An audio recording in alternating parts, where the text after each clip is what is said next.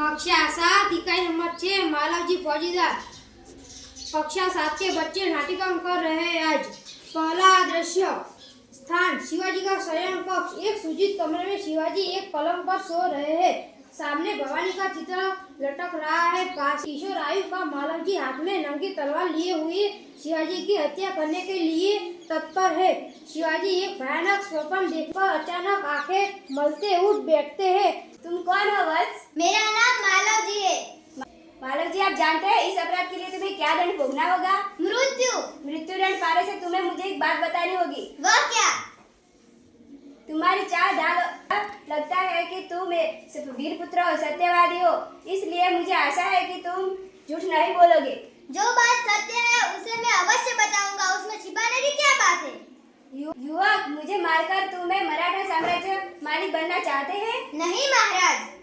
क्या मैंने तुम्हें कोई हानि पहुंचाने की चेष्टा की थी? क्या मैंने राष्ट्रीय की प्रतिष्ठा पर धब्बा लगाया था? महाराज, यह सब कुछ नहीं। फिर तुम्हारे मन में क्या बात है? यदि आप पूछते ही है तो सुनिए। मेरे पिताजी आपकी सेना में सैनिक थे। उन्होंने देश की रक्षा के लिए अपने प्राण न्यौछावर कर दिए। उनके मरे हुए 2 वर्ष हो गए हैं। इस समय में घर में मैं और मेरी माता केवल 2 प्राणी रहते हैं। आज 3 महीनों से पेट भर अन्न मिलना दुभर हो गया है। इस संसार में मनुष्य सब कुछ बर्दाश्त कर लेता है, परंतु भूख कभी बर्दाश्त नहीं कर सकता। इसी विचार में बैठा था, एक सैनिक ने आकर कहा कि तुम शिवाजी महाराज का वध कर दो तो मैं तुम्हें धन दूंगा। इसी लालच में पड़कर मैं आपका वध करने यहाँ आया था, किंतु उसी समय आपकी आंखें खुल गई। जब तुम्हें इतना ही कष्ट आया तब तुम मेरे पास क्यों नहीं आए? महाराज, मेरे आने की क्या जरूरत है? जो वीर सैनिक ने अपने देश के लिए प्राण गंवा दिए, उस सैनिक के परिवार का पालन पोषण करना आपकी कर्तव्य है।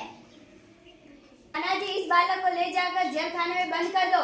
इसे कल मृत्युदंड दिया जाएगा। मृत्युदंड पाने से पहले एक बात की भीख मांगता हूँ। क्या?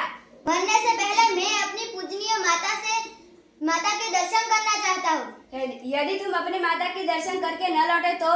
मैं वीर पुत्र हूँ, झूठ बोलकर फांसी से बचना नहीं चाहता हूँ। प्रतिज्ञा करता हूँ मैं अपनी माता के दर्शन करके अवश्य लौट आऊंगा। अच्छा, जाओ। ओ, इस बालक में तो वीरता फूट फूट कर भरी है और अपनी माता का भी भक्त है। ऐसे ही बालक अपनी माता पिता के लाज रखते हैं। तानाजी, तुम्हारी क्या राय है? महाराज, मैं तो उसकी वीरता और साहस पर मुक्त हूँ। तानाजी, जानते हो मैं उस बालक के साथ क्या व्यवहार करूंगा?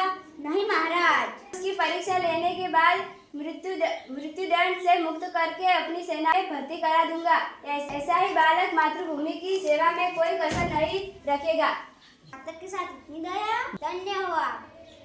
तानाजी, मारने वाले से बचाने वाला बड़ा होता है। जब तुमने मेरी जान बचाई है इसलिए मैं तुम्हारा आभारी हूँ। महाराज, आप क्या कहते हो? मैं तो आपका दास हूँ। स्वामी की रक्षा करने का दास का कर्तव्य है, इसमें आभारी होने की क्या बात है? तानाजी, तुम धन्य हो। तुम्हारे जैसे वीर पर भारत माता गर्व करती है। अच्छा, जाओ विश्राम कर लो। तो महाराज। नाटक का दूसरा दृश्य शिवाजी के दुर्ग का कमरा। दोपहर का समय। शिवाजी और तानाजी बात कर रहे हैं।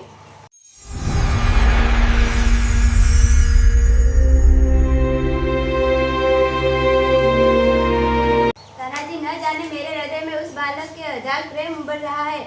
जब से वो मेरे सामने से गया है तब से मैं उसके बारे में सोच रहा हूँ। महाराज, ये उसकी वीरता और साहस का फल है। तुम सच कहते हो, मैं उसकी वीरता पर मुग्ध हूँ। इतनी छोटी अवस्था और इतना साहस। जिस शिवाजी के नाम से मुगल सेना भी कांपती है, उसके नाम से एक बालक का इतना साहस। इससे भी क्या वो संदेश है? एक दरबान का प्रवेश। महाराज, आपको एक बच्चा मिलना चाहता है। उसे बुला लाओ। महाराज, आपका अपराधी मृत्युदंड पाने के लिए प्रस्तुत है। वीर पुत्र, तुम इतनी जल्दी क्यों आ गए? महाराज, मैं आपसे विदा होकर घर पहुंचा। माँ बड़ी देर से मेरी प्रतीक्षा कर रही थी। उसने मुझे देखते ही गले लगा लिया। उस समय मैंने सोचा कि माँ को मैं सब कुछ बता देता हूँ, परंतु मेरी हिम्मत न पड़ी। अब मैं आपके राज्य में उपस्थित हूँ। आप जो चाहे वो कर सकते हैं, परंतु मैं एक बात की और भीख मांगता हूँ। कहो, कौन सी बात है? मेरी माँ का समस्त भार आपके ऊपर ले वीर पुत्र, तुम सचमुच क्षत्रिय हो। शिवाजी वीरता का आदर करते, उसकी हत्या नहीं करता है। अब तक तो मैं तुम्हारी परीक्षा ले रहा था, बस तुम मेरी परीक्षा में सफल हुए। मैं तुम्हारा अपराध क्षमा करता हूँ। महाराज धन्य है आप। वीर पुत्र, जिस प्रकार तुम अपनी माता के दुख से दुखी होकर व्याकुल हो रहे हो, उसी तरह मैं भी दुखी हूँ। दिन रात मैं इसी चिंता में रहता हूँ कि भारत माता का दुख कैसे दूर करूँ। महाराज, यह शरीर आपका है, तुमने मुझे नया जीवन दान दिया है। मैं प्रतिज्ञा करता हूँ कि जब तक मेरे शरीर में जान है तब तक मैं मातृभूमि की सेवा करने में कभी पीछे नहीं हटूंगा। वीर पुत्र, मुझे तुमसे यही आशा है।